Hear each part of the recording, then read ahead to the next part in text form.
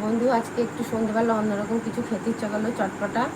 তার জন্যে আমি এই আলু কাবলি বানাবো বলে মটর আর আলু সেদ্ধ করে নিয়েছি। তার মধ্যে দেবো গাজর, কাঁচা লঙ্কা, একটু শসা, লেবু আর একটু তেঁতুলের কাঠ ভিজিয়ে রেখেছি। এবার এটা দিয়ে মাখবো। এবার এর মধ্যে দিয়ে দেবো একটু স্বাদের মতন আন্দাজ করে বিট লবণ, চানাচুর দেবো অল্প করে, একটু দেবো ভুজিয়া, একটু দেবো কাঁচা তেল,